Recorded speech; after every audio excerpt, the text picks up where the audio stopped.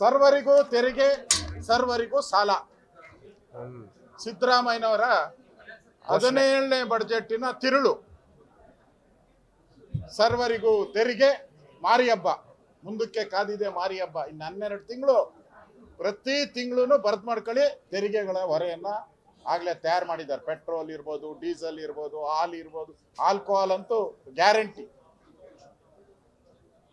ಇದು ಸಿದ್ದರಾಮಯ್ಯನವರ ಕಳಪೆ ಬಡ್ಜೆಟ್. ಇದು ಕಳೆದ 3 ವರ್ಷದಲ್ಲಿ 4.5 ಲಕ್ಷ ಕೋಟಿ ಸಾಲ ಮಾಡಿದ್ದಾರೆ ಸಿದ್ದರಾಮಯ್ಯ. 4.5 ಲಕ್ಷ ಕೋಟಿ. ನಮ್ದು ಈಗ 8 ಲಕ್ಷ ಕೋಟಿ, 824 ಕೋಟಿ ನಾವು ಸಾಲ ನಮ್ಮ ತಲೆ ಮೇಲೆ ಇದೆ ಈಗ.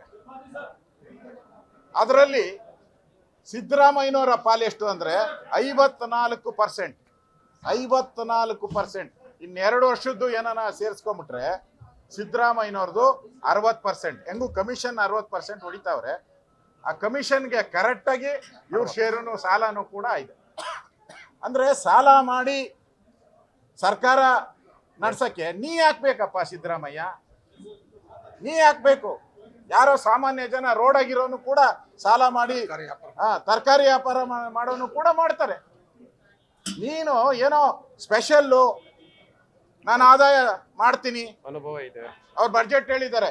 ಕರ್ನಾಟಕದ ಜನತೆಗಳಿಗೆ ಕನಸಿನ ರೆಕ್ಕೆಗಳನ್ನ ಕೊಡ್ತೀನಿ ಅಂತ ಹೇಳಿದ್ದಾರೆ ಕಳೆದ ಬಡ್ಜೆಟ್ ಅಲ್ಲಿ. ಎಲ್ಲರಿಗೂ ಕನಸಿನ ರೆಕ್ಕೆಗಳಂತೆ. ಇದೇನಾ ನಿಮ್ ಕನಸಿನ ರೆಕ್ಕೆಗಳು? ಸೋರಿಕೆ, ವಾಲ್ಮೀಕಿ ಹಗರಣದಲ್ಲಿ ಲೂಟಿ, ಆಸ್ಪತ್ರೆಗಳಲ್ಲಿ ಮೆಡಿಸನ್ ನಲ್ಲಿ ಲೂಟಿ, ಸೈಟ್ಗಳು ಮೂಡ ಸೈಟ್ ಲೂಟಿ. ಬರೀ ಲೂಟಿಯಲ್ಲೇ ಈ ಸರ್ಕಾರ ಕಳೆದೋಗಿದೆ. ಸ್ಕ್ಯಾಂಡಲ್ ಸರ್ಕಾರ ಇದು. ಒಂದು ರೀತಿ ಯೋಜನಾ ಗಾತ್ರ ಏನಿದೆ ಅದು ಬರ್ತಾ ಬರ್ತಾ ಕುಸಿತಾ ಇದೆ. ನಮ್ಮ GDP ಗ್ರೋತ್ ಏನಾಗಬೇಕಾಯಿತು ಅದು ಅಭಿವೃದ್ಧಿ ಮೇಲೆ ನಿಂತಿರೋದು. GDP ಗ್ರೋತ್ ಈಗ ಅಭಿವೃದ್ಧಿ ಕಳೆದ 3 ವರ್ಷದಿಂದನೂ ಕಾಂಗ್ರೆಸ್ MLAಗಳು ಹೇಳಿದ್ದಾರೆ. ಕಾಂಗ್ರೆಸ್ಸಿನ ರಾಷ್ಟ್ರೀಯ ಅಧ್ಯಕ್ಷರು ಒಂದು ಬಾಂಡ್ಲಿ ಮಣ್ಣು ಹಾಕಕ್ಕೂ ಯೋಗ್ಯತೆ ಇಲ್ಲ ರಸ್ತೆಗೆ ಅಂತೇಳಿ ಸನ್ಮಾನ್ಯ ಖರ್ಗೆ ಅವರು ಹೇಳಿದ್ದಾರೆ. ಕಲಬುರಗಿ ಇರ್ಬೋದು, ದಾವಣಗೆರೆ, ಬೇಕಾದಷ್ಟು ಕಾಂಗ್ರೆಸ್ MLAಗಳೇ ಕೂಡ ಈಗಾಗಲೇ ಸರ್ಕಾರದ ವಿರುದ್ಧ ಹೇಳಿದ್ದಾರೆ. ಕೆಲವರಂತೂ ರಾಮನಗರದ MLA ಹೇಳಿದ್ದಾರೆ, ಈ ಸಿದ್ದರಾಮಯ್ಯ ಇದ್ರೆ ನಾನು ರಾಜೀನಾಮೆನೇ ಕೊಟ್ಬಿಡ್ತೀನಿ, DK ಶಿವಕುಮಾರ್ ಆಗಬೇಕು ಅಂತ ಅವ್ರು ಹೇಳಿದ್ದಾರೆ. ಅಂದ್ರೆ ಈ ಸರ್ಕಾರ ಇವತ್ತು ಬಡ್ಜೆಟ್ ಅನ್ನ ಮಂಡನೆ ಮಾಡಿ ಇದೊಂದು ಜನಪರವಾದಂತ ಬಡ್ಜೆಟ್ ಆಗಬೇಕಾಯಿತು. ಆದರೆ ಜನರಿಗೆ ಮೋಸ ಮಾಡುವಂತ ಬಡ್ಜೆಟ್. ವಿಶೇಷವಾಗಿ ಬಡವರಿಗೆ ಅನ್ಯಾಯ ಮಾಡಿದ್ದಾರೆ. ರೈತರಿಗೆ ನೀರಾವರಿ ಯೋಜನೆಗೆ ಕೃಷ್ಣಯ್ಯ ಕಣ್ಣೀರು ಅಂತೇಳಿ ಅವಾಗ ಯಡಿಯೂರಪ್ಪನವ್ರು ಮುಖ್ಯಮಂತ್ರಿ ಇದ್ದಾಗ ಇವರೊಂದು ಪಾದಯಾತ್ರೆ ಎಲ್ಲ ಮಾಡಿದ್ರು. 50,000 ಕೋಟಿ ಕೊಡ್ತೀನಿ ಅಂದ್ರು. ಪ್ರತಿ ವರ್ಷ 10,000 ಅಂದ್ರು. ಈಗ ಇಡೀ ಬಡ್ಜೆಟ್ ಅಲ್ಲಿ ಕಾವೇರಿ, ತುಂಗೆ ಎಲ್ಲದಕ್ಕೂ ಸೇರಿ ಕೃಷ್ಣ ಎಲ್ಲ 8,000 ಕೋಟಿಯನ್ನ ಇಟ್ಟಿದ್ದಾರೆ. ನೀರಾವರಿಗೆ 8,000 ಕೋಟಿ. ಯಾಕೆ? DK ಶಿವಕುಮಾರ್ ನೀರಾವರಿ ಖಾತೆ ಇದ್ದಾರೆ ಅಂತನಾ, ಅಥವಾ ನೀರಾವರಿಗೆ ಅನ್ಯಾಯ ಮಾಡಬೇಕು ಅಂತ? ಉತ್ತರ ಕರ್ನಾಟಕ ಗೋವಿಂದರಾವ್ ವರದಿ ಬಂತು, 43,000 ಕೋಟಿ ಇಡಬೇಕು ಅಂತ ಗೋವಿಂದರಾವ್ ವರದಿಯಲ್ಲಿ ಹೇಳಿದ್ದಾರೆ. ಪ್ರತಿ ವರ್ಷ 15,000 ಕೋಟಿ. ಎಲ್ಲಿದೆ ನಿಮ್ಮ ಬಡ್ಜೆಟ್ ಅಲ್ಲಿ? ಉತ್ತರ ಕರ್ನಾಟಕವನ್ನ ನೆಗ್ಲೆಕ್ಟ್ ಮಾಡಿದ್ದೀರ. ಉತ್ತರ ಕರ್ನಾಟಕದಲ್ಲಿ ನೀವು 17 ಬಾರಿ ಬಡ್ಜೆಟ್ ಮಂಡಿಸಿದ ಮೇಲೂ ನಿಮ್ಮ ಹಿಂದುಳಿದ ತಾಲೂಕುಗಳು ಜಾಸ್ತಿ ಆಗಿದೆ. ಇವಾಗ ಗೋವಿಂದರಾವ್ ವರದಿ, ನಂಜುಂಡಪ್ಪ ವರದಿಗಿಂತ ಗೋವಿಂದರಾವ್ ವರದಿಯಲ್ಲಿ 42% ಜಾಸ್ತಿ ಆಗಿದೆ. ಅಂದ್ರೆ ಸಿದ್ದರಾಮಯ್ಯ ಕರ್ನಾಟಕದ ಆರ್ಥಿಕ ಪರಿಸ್ಥಿತಿಯನ್ನ ಹಾಳುಗೆಡುವುದವರು, ಕರ್ನಾಟಕವನ್ನ ಸಾಲಗಾರರ ಲಿಸ್ಟಲ್ಲಿ ಸೇರಿಸಿದವರು, ಕರ್ನಾಟಕದ ಜನತೆಗೆ ದ್ರೋಹ ಮಾಡಿದವರು. ಅದಕ್ಕೋಸ್ಕರ ಇವತ್ತು ಚೊಂಬಿನ ಮೆರವಣಿಗೆಯನ್ನ ನಾವು, ನಮ್ಮ ಅಧ್ಯಕ್ಷರು, ನಮ್ಮೆಲ್ಲ ಮುಖಂಡರು ನಾವು ಮಾಡಿದಿರಿ. ಕರ್ನಾಟಕದ ಜನತೆಗೆ ಈ ಬಡ್ಜೆಟ್ ಅಲ್ಲಿ ಏನ್ ಕೊಟ್ಟವ್ರೆ ಅಂದ್ರೆ ಚೊಂಬು ಚೊಂಬು ಚೊಂಬು, ಖಾಲಿ ಚೊಂಬು ಕೊಟ್ಟಿದ್ದಾರೆ. ಅದರಿಂದ ಈ ಬಡ್ಜೆಟ್ ಏನಿದೆ ಇದು ಜನ ವಿರೋಧಿ ಬಡ್ಜೆಟ್. ಉಪ್ಪು ಖಾರ ಹುಳಿ ಏನೂ ಇಲ್ಲ ಇದರಲ್ಲಿ, ಏನೂ ಇಲ್ಲ. ಯಾರಿಗೂ ಒಳಿತಿಲ್ಲ. ಕಾಂಗ್ರೆಸ್ಸಿನ ವೋಟ್ ಬ್ಯಾಂಕ್ ಹಾಕುವಂತ ಮುಸ್ಲಿಮರಿಗೆ ಉತ್ತೇಜನ ಕೊಟ್ಟಿದೆ. ವೋಟ್ ಬ್ಯಾಂಕ್, ಅವ್ರಿಗೆ ವೋಟ್ ಬ್ಯಾಂಕ್ ಏನಿದೆ ಆ ಮುಸ್ಲಿಮರು, ಅದಕ್ಕೆ ಹಣ ಕೊಟ್ಟಿದ್ದಾರೆ. ದಲಿತರ ಹಣವನ್ನ ನುಂಗಿದ್ದಾರೆ. ಹೋದ ಸರಿನ 43,000 ಕೋಟಿ ಅಲ್ಲನಪ್ಪ, 43,000 ಕೋಟಿ. ಈ ಸರಿ ಸೇರ್ತಾರೆ 55,000 ಕೋಟಿ ಹೋಗ್ತದೆ. ಒಂದ್ ಕಡೆ ದಲಿತರ ಹಣವನ್ನ ತಗೊಂಡಿದ್ದೀರಾ, ಯಾಕೆ ಮುಸಲ್ಮಾನರ ಹಣವನ್ನ ಯಾಕೆ ತಗೊಂಡಿಲ್ಲ ನೀವು? ಅವರ ಇಲಾಖೆಯಲ್ಲಿರೋ ಹಣವನ್ನ ಗ್ಯಾರಂಟಿಗಳಿಗೆ ಯಾಕೆ ಡೈವರ್ಟ್ ಮಾಡಿಲ್ಲ? ದಲಿತರೇ ಬೇಕಾಗಿತ್ತಾ? ದಲಿತರ ಹಣನೇ ಬೇಕಾ ನಿಮ್ಗೆ? ಮುಸಲ್ಮಾನರ ಹಣವನ್ನ ಯಾಕೆ ವಕ್ಫ್ ಬೋರ್ಡ್ ಇದೆಯಲ್ಲ ಆಸ್ತಿ 1 ಲಕ್ಷ ಎಕರೆ ಇದೆ, ಯಾಕೆ ಡೈವರ್ಟ್ ಮಾಡಿಲ್ಲ ನೀವು ಗ್ಯಾರಂಟಿಗೋಸ್ಕರ? ಅಂದ್ರೆ ಈ ಸರ್ಕಾರ ಓಟ್ಗೋಸ್ಕರ ಮಾಡಿರುವಂತ ಒಂದು ಬಡ್ಜೆಟ್ ಇದು ಅಳಸಲು ಬಡ್ಜೆಟ್. ಇದನ್ನ ನಾವು ತಿರಸ್ಕಾರ ಮಾಡಿದಿರಿ. ರಾಜ್ಯದ ಜನತೆ ಮುಂದೆ ಈ ಬಡ್ಜೆಟ್ ಇಟ್ಕೊಂಡು ನಾವು ಜನಗಳ ಮುಂದೆ ಹೋಗ್ತೀರಿ. ಈ ಸರ್ಕಾರವನ್ನ ಕಿತ್ತೊಗೆಯುವಂತ ಕೆಲಸವನ್ನ ನಾವು, ನಮ್ಮ ಅಧ್ಯಕ್ಷರು, ನಮ್ಮೆಲ್ಲ MLAಗಳು ನಾವು ಹೋರಾಟವನ್ನ ಮುಂದುವರಿಸ್ತೀರಿ. ಈ ಸರ್ಕಾರ ತೊಲಗಬೇಕು, ಲೂಟಿಕೋರ ಸರ್ಕಾರ. 17ನೆಯ ಬಜೆಟ್ ಅನ್ನ, ದಾಖಲೆಯ ಬಜೆಟ್ ಅನ್ನ ಮಂಡನೆ ಮಾಡ್ತೇನೆ ಅಂತೇಳಿ ಬೀಗ್ತಾ ಇದ್ದಂತ ಮಾನ್ಯ ಮುಖ್ಯಮಂತ್ರಿಗಳು ಈ ರಾಜ್ಯದ ಜನತೆಗೆ ನಿರಾಶೆಯನ್ನ ಉಂಟು ಮಾಡಿದ್ದಾರೆ. ಮುಖ್ಯಮಂತ್ರಿಗಳು ಬಜೆಟ್ ಅನ್ನ ಓದಲು ಪ್ರಾರಂಭ ಮಾಡಿದಂತ ಸಂದರ್ಭದಲ್ಲಿ ಅದು ಕೇಳ್ತಾ ಇದ್ರೆ ಯಾರೋ ಸಾಹಿತಿಗಳು ಬರೆದುಕೊಟ್ಟಂತೆ ಕಾಣ್ತಾ ಇದೆ. ಸಾಹಿತಿಗಳು ಯಾರೋ ಇವತ್ತು ಬಜೆಟ್ ಪುಸ್ತಕವನ್ನ ಬರೆದುಕೊಟ್ಟಂತೆ ಕಾಣ್ತಾ ಇದೆ. ಕೇಳೋದಕ್ಕೆ ತುಂಬಾ ಚೆನ್ನಾಗಿತ್ತು, ಓದಕ್ಕೂ ಕೂಡ ತುಂಬಾ ಚೆನ್ನಾಗಿತ್ತು ಮುಖ್ಯಮಂತ್ರಿಗಳಿಗೆ ಬಹುಶಃ. ಆದರೆ ರಾಜ್ಯದ ಜನತೆಗೆ ಇದು ಯಾವುದೇ ಪ್ರಯೋಜನ ಆಗಿಲ್ಲ ಅನ್ನೋದು ಸತ್ಯ. 17ನೇ ಬಜೆಟ್ ಈ ನಾಡಿನ ಜನತೆಗೆ ದೊಡ್ಡ ಚೊಂಬನ್ನ ಮುಖ್ಯಮಂತ್ರಿಗಳು ನೀಡಿದ್ದಾರೆ ಅನ್ನೋದು ಸ್ಪಷ್ಟ. ಕಳೆದ 3 ಬಜೆಟ್ ಅನ್ನ ತಾವು ನೋಡ್ತಾ ಇದ್ರೆ, ಹಿಂದಿನ ಬಜೆಟ್ ನಲ್ಲೇ 1,16,000 ಕೋಟಿ ರೂಪಾಯಿಗಳನ್ನ ಸಾಲ ಮಾಡಿದ್ರು. ಈ ಬಾರಿ 2025-26ನೇ ಸಾಲಿಗೆ 1,32,000 ಕೋಟಿ ರೂಪಾಯಿಗಳ ಸಾಲವನ್ನ ಮಾಡಿದ್ದಾರೆ. ಒಟ್ಟಾರೆಯಾಗಿ ಕಳೆದ 3 ವರ್ಷದ ಬಜೆಟ್ ಸಿದ್ದರಾಮಯ್ಯನವರ ಸಾಧನೆ ಏನಪ್ಪ ಅಂತ ಹೇಳಿದ್ರೆ 4,39,000 ಕೋಟಿ ರೂಪಾಯಿಗಳ ಸಾಲವನ್ನ ಮಾಡಿರ್ತಕ್ಕಂಥದ್ದೇ ಸಿದ್ದರಾಮಯ್ಯನವರು ಮಾಡಿರುವ ದಾಖಲೆ ಅನ್ನೋದನ್ನ ನಾನು ಈ ಸಂದರ್ಭದಲ್ಲಿ ಹೇಳೋದಕ್ಕೆ ಇಷ್ಟಪಡ್ತೇನೆ. ಒಬ್ಬ ಅನುಭವಿ ಮುಖ್ಯಮಂತ್ರಿಗಳು ಇದ್ರೂ ಸಹ 17ನೇ ಬಜೆಟ್ ಅನ್ನ ಮಂಡನೆ ಮಾಡತಕ್ಕಂತ ಒಂದು ಸುವರ್ಣಾವಕಾಶ ಇತ್ತು ಮುಖ್ಯಮಂತ್ರಿಗಳೇನು ಸಿಕ್ಕಿತ್ತು. ನೀರಿನಲ್ಲಿ ಹೋಮ ಮಾಡುವಂತ ಕೆಲಸವನ್ನ ಸಿದ್ದರಾಮಯ್ಯನವರು ಮುಖ್ಯಮಂತ್ರಿಗಳು ಮಾಡಿದ್ದಾರೆ.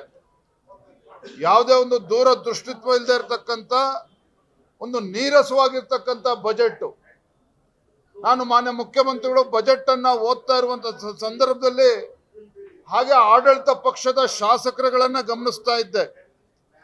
ಯಾವುದೇ ಶಾಸಕರಲ್ಲಿ ಈ ಬಜೆಟ್ ಬಗ್ಗೆ ಆಸಕ್ತಿ ಇಲ್ಲದೆ ಇರತಕ್ಕಂಥದ್ದು ಸ್ಪಷ್ಟವಾಗಿ ಕಾಣ್ತಾ ಇತ್ತು. ನಾನು ಹೆಸರನ್ನ ಉಲ್ಲೇಖ ಮಾಡೋದಕ್ಕೆ ಹೋಗೋದಿಲ್ಲ. ಮಂತ್ರಿಗಳು, ಆಡಳಿತ ಪಕ್ಷದ ಶಾಸಕರು ಅಲ್ಲಿ ಹಿರಿಯ ಶಾಸಕರ ಹತ್ರ ಹೋಗಿ ಪಂಗ್ನಾಮ ಹಾಕಿದ್ದಾರೆ ಮುಖ್ಯಮಂತ್ರಿಗಳು ಅಂತೇಳಿ ಆಡಳಿತ ಪಕ್ಷದ ಶಾಸಕರು ತೋರಿಸ್ತಾ ಇದ್ದದ್ದನ್ನ ಗಮನಿಸಿದೆ. ಆ ಸಾಲಿನಲ್ಲಿ ಸಚಿವರುಗಳು ಕಾಣ್ತಾ ಇರಲಿಲ್ಲ. ಕೇವಲ 7-8 ಜನ ಸಚಿವರು ಕಾಣ್ತಾ ಇದ್ರೆ ವಿನಃ ಬೇರೆ ಯಾವುದೇ ಸಚಿವರಿಗೆ ಈ ಬಜೆಟಿನ ಬಗ್ಗೆ ಆಸಕ್ತಿ ಇರಲಿಲ್ಲ. ಆಡಳಿತ ಪಕ್ಷದ ಶಾಸಕರಿಗೂ ಕೂಡ ಈ ಬಜೆಟಿನ ಬಗ್ಗೆ ಆಸಕ್ತಿ ಇರಲಿಲ್ಲ. ನೋಡಿ, ಇವತ್ತು ಪ್ರಿಯಾರಿಟಿ ಸೆಕ್ಟರ್ ಅಂತ ಏನ್ ಕರಿತೇವೆ, ವಿಶೇಷವಾಗಿ ಶಿಕ್ಷಣ ಕ್ಷೇತ್ರಕ್ಕೆ ಕಳೆದ ಬಾರಿಗಿಂತಲೂ ಕೂಡ ಈ ಬಾರಿ ಕಡಿಮೆ ಮಾಡಿರುವಂತದ್ದು. ಬಜೆಟ್ ಅಲೋಕೇಶನ್ ಏನ್ ಮಾಡಬೇಕಾಗಿತ್ತು, ಕಳೆದ ಬಜೆಟ್ ನಲ್ಲಿ 12% ಕೊಟ್ಟಿದ್ರು ಎಜುಕೇಶನ್ಗೆ, ಈ ಬಾರಿ 10% ಇಳಿಸಿದ್ದಾರೆ. ಅಂದ್ರೆ ಈ ರೀತಿ ಯಾವುದೇ ಒಂದು ಪ್ರಿಯಾರಿಟಿ ಸೆಕ್ಟರ್ಗೆ ಇವತ್ತು ಆದ್ಯತೆಯನ್ನು ನೀಡದೇ ಇರುವಂತದ್ದು. ಕ್ಯಾಪಿಟಲ್ ಇನ್ವೆಸ್ಟ್ಮೆಂಟ್ ಅದಕ್ಕೂ ಕೂಡ ಇವತ್ತು ಆದ್ಯತೆ ನೀಡದೇ ಇರತಕ್ಕಂಥದ್ದು ಸ್ಪಷ್ಟವಾಗಿ ಗೊತ್ತಾಗ್ತಾ ಇದೆ. ಇವತ್ತು ಮುಖ್ಯಮಂತ್ರಿಗಳು ಇವತ್ತು ಶಬ್ದವನ್ನು ಮಾಡುವಂತ ಪ್ರಯತ್ನ ಮಾಡಿದ್ದಾರೆ ವಿನಃ ಯಾವುದೇ ಒಂದು ನಮ್ಮ ರಾಜ್ಯದ ಒಂದು ಅಭಿವೃದ್ಧಿಯ ದೃಷ್ಟಿಯನ್ನು ಇಟ್ಕೊಂಡು ಬಜೆಟ್ ಅನ್ನ ಮಂಡನೆ ಮಾಡಿಲ್ಲ. ಈ ರೀತಿ ಒಂದು ಬಜೆಟ್ ಅನ್ನ ಮಂಡನೆ ಮಾಡ್ತಾರೆ ಅಂತೇಳಿ ನಾವು ಯಾರು ಕೂಡ ನಿರೀಕ್ಷೆ ಮಾಡಿರಲಿಲ್ಲ. ರೈತರ ಬಗ್ಗೆನೂ ಕೂಡ ಏನು ಕಾಳಜಿನ ತೋರಿಲ್ಲ ಮಾನ್ಯ ಮುಖ್ಯಮಂತ್ರಿಗಳು, ಹಣಕಾಸಿನ ಸಚಿವರು. ಯುವಕರಿಗೆ ಆದ್ಯತೆಯನ್ನು ನೀಡ್ತಾರೆ, ಉದ್ಯೋಗ ಅವಕಾಶಕ್ಕೆ ಒಂದು ಪೂರಕವಾಗಿರ್ತಕ್ಕಂಥ ಬಜೆಟ್ ಅನ್ನ ಕೊಡ್ತಾರೆ ಅಂತ ಅನ್ಕೊಂಡಿದ್ವಿ. ಅದಕ್ಕೂ ಕೂಡ ಅವಕಾಶನ ನೀಡದೇನೆ ತಮ್ಮ ಪಂಚ ಗ್ಯಾರಂಟಿಗಳಿಗೆ ಹಣವನ್ನ ಕ್ರೋಢೀಕರಿಸೋದಕ್ಕೆ ಸಾಧ್ಯ ಆಗದೇನೆ ಪದೇ ಪದೇ ಅವರು ಅಬಕಾರಿ ಇಲಾಖೆ ಮೇಲೆ ಇವತ್ತು ಡಿಪೆಂಡ್ ಆಗಿರುವಂಥದ್ದು. ಈ ಬಾರಿನೂ ಕೂಡ 45,000 ಕೋಟಿ ರೂಪಾಯಿಗಳನ್ನ ನಿರೀಕ್ಷೆಯನ್ನ ಮಾನ್ಯ ಮುಖ್ಯಮಂತ್ರಿಗಳು ಅಬಕಾರಿ ಇಲಾಖೆಯಿಂದ ನಿರೀಕ್ಷೆ ಮಾಡ್ತಾ ಇದ್ದಾರೆ. ಹಾಗಂದ್ರೆ ಅರ್ಥ ಏನಪ್ಪಾ ಅಂತ ಹೇಳಿದ್ರೆ ಮುಖ್ಯಮಂತ್ರಿಗಳು ಈ ರಾಜ್ಯವನ್ನ ಕುಡುಕರ ರಾಜ್ಯವನ್ನಾಗಿ ಮಾಡೋದಕ್ಕೆ ಹೊರಟಿರ್ತಕ್ಕಂಥದ್ದು ಈಗಾಗಲೇ ನಿರೂಪಿಸಿದ್ದಾರೆ. ಈ ಬಜೆಟ್ ಅಲ್ಲೂ ಕೂಡ ಅದನ್ನ ಮತ್ತೊಮ್ಮೆ ತಿಳಿಸಿರುವಂಥದ್ದು. ಆರೋಗ್ಯ ಇಲಾಖೆ ಬಗ್ಗೆನೂ ಕೂಡ ಗಮನ ಕೊಟ್ಟಿಲ್ಲ, ನೀರಾವರಿ ಯೋಜನೆಗಳಿಗೆ ಇವತ್ತು ಗಮನವನ್ನು ಕೊಟ್ಟಿಲ್ಲ. ಇವತ್ತು ಉತ್ತರ ಕರ್ನಾಟಕದ ಅಭಿವೃದ್ಧಿಗೂ ಕೂಡ ಕಿಂಚಿತ್ತೂ ಕೂಡ ಕಾಳಜಿಯನ್ನು ತೋರಿಸಿಲ್ಲ.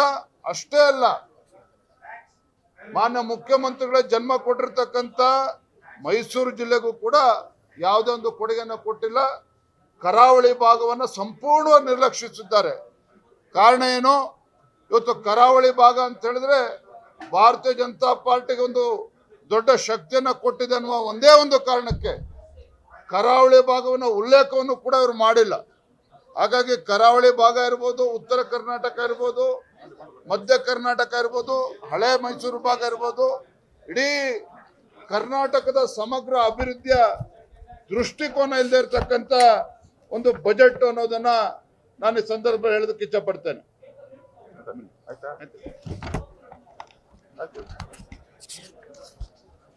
ಬೆಂಗಳೂರು ಬಗ್ಗೆ ಏನ್ ಚಕಾರ ಮಾಡಿದ್ರು? ಬೆಂಗಳೂರು ಬಗ್ಗೆನೂ ಕೂಡ ಹಿಂದೇನು ಹೇಳಿದ್ರು ಅದೇ ರೀತಿ ಹೇಳಿದ್ದಾರೆ. ಅವ್ರ ಬಜೆಟ್ ಪುಸ್ತಕವನ್ನು ನೋಡ್ತಾ ಇದ್ರೆ ಮುಂದಿನ 3 ವರ್ಷಗಳ ಬಗ್ಗೆ ಮಾತನಾಡ್ತಾರೆ. ಮುಂದಿನ 3 ವರ್ಷದಲ್ಲಿ ಮಾಡ್ತೇವೆ, ಮುಂದಿನ 3 ವರ್ಷದಲ್ಲಿ ಅಭಿವೃದ್ಧಿ ಮಾಡ್ತೇವೆ. ಬರೀ ಮುಂದಿನ 3 ವರ್ಷದ ಬಗ್ಗೆ ಮಾತನಾಡಿದ್ದಾರೆ ವಿನಃ ಈ ವರ್ಷದಲ್ಲಿ ಏನ್ ಕಡದ ಕಟ್ಟ ಆಗ್ತೇವೆ ಅನ್ನೋದ್ರ ಬಗ್ಗೆ ಎಲ್ಲೂ ಕೂಡ ಉಲ್ಲೇಖ ಮಾಡಿಲ್ಲ. ರಾಜ್ಯದ ಮುಖ್ಯಮಂತ್ರಿಗಳು ಇವತ್ತು ಮಂಡಿಸಿರುವಂತಹ ಬಜೆಟ್ ಕರಾವಳಿಯ ವಿರೋಧಿಯಾದಂತಹ ಬಜೆಟ್. ಕರಾವಳಿಯ ಜಿಲ್ಲೆಗಳಿಗೆ ಈ ಸರ್ಕಾರ ದ್ರೋಹವನ್ನು ಇವತ್ತು ಮಾಡಿದೆ. ಕರಾವಳಿ ಜಿಲ್ಲೆಗಳಿಗೆ ಬೇರೆ ಬೇರೆ ರೀತಿಯಾದಂಥ ಸಮಸ್ಯೆಗಳಿಗೆ ಸ್ಪಂದನಕ್ಕೆ ಮತ್ತು ಬೇಡಿಕೆಗಳನ್ನು ಸರ್ಕಾರದ ಮುಂದೆ ನಾವು ಇಟ್ಟಿದ್ವಿ. ವಿಶೇಷವಾಗಿ ಕರಾವಳಿಯ ಪ್ರವಾಸೋದ್ಯಮಕ್ಕೆ ವಿಶೇಷವಾದಂಥ ಒತ್ತನ್ನು ಕೊಡಬೇಕು, ಒಂದು ಪ್ಯಾಕೇಜನ್ನು ಕೊಡಬೇಕು ಅನ್ನುವಂಥ ಮಾತನ್ನು ನಾವು ಮುಖ್ಯಮಂತ್ರಿಗಳ ಬಳಿ ಉಲ್ಲೇಖವನ್ನು ಮಾಡಿದ್ವಿ. ಆದರೆ ಯಾವುದೇ ರೀತಿಯಾದಂಥ ಪ್ರವಾಸೋದ್ಯಮಕ್ಕೆ ಬೇಕಾದಂಥ, ಕರಾವಳಿಯ ಪ್ರವಾಸೋದ್ಯಮಕ್ಕೆ ಬೇಕಾದಂಥ ಯಾವುದೇ ಸ್ಪಷ್ಟವಾದಂಥ ಭರವಸೆಯನ್ನು, ಯೋಜನೆಯನ್ನು ಈ ಸರ್ಕಾರ ಬಜೆಟ್ನಲ್ಲಿ ಇವತ್ತು ಕೊಟ್ಟಿಲ್ಲ. ಎರಡನೇದು, ಉಡುಪಿ ಜಿಲ್ಲೆಗೆ ಒಂದು ಮೆಡಿಕಲ್ ಕಾಲೇಜನ್ನು ಕೊಡಬೇಕು ಮತ್ತು ಬ್ರಹ್ಮಾವರದ ಕೃಷಿ ಕಾಲೇಜನ್ನು ನಾವು ಬೇಡಿಕೆಯನ್ನು ಇಟ್ಟಿತ್ತು. ಈಗಾಗಲೇ ಕಾರ್ಯನಿರ್ವಹಿಸ್ತಾ ಇರುವಂಥ ಡಿಪ್ಲೊಮಾ ಕಾಲೇಜನ್ನು ಕೃಷಿ ಕಾಲೇಜಾಗಿ ಮಾರ್ಪಾಡು ಮಾಡಬೇಕು. ಇದಕ್ಕೆ ಯಾವುದೇ ರೀತಿಯಾದಂಥ ದೊಡ್ಡ ಪ್ರಮಾಣದ ಮೊತ್ತದ ಅಗತ್ಯ ಇಲ್ಲ, ಒಂದು ಆದೇಶ ಬೇಕಾಗಿತ್ತು ಅನ್ನೋಂಥ ಮಾತನ್ನು ಹೇಳಿದ್ವಿ. ಆದರೆ ಕೃಷಿ ಕಾಲೇಜು ಕೂಡ ಇವತ್ತು ಕೊಡದಲೇ ಇರುವಂಥದ್ದು ನಿರಾಸೆಯನ್ನು ಮೂಡಿಸಿದೆ.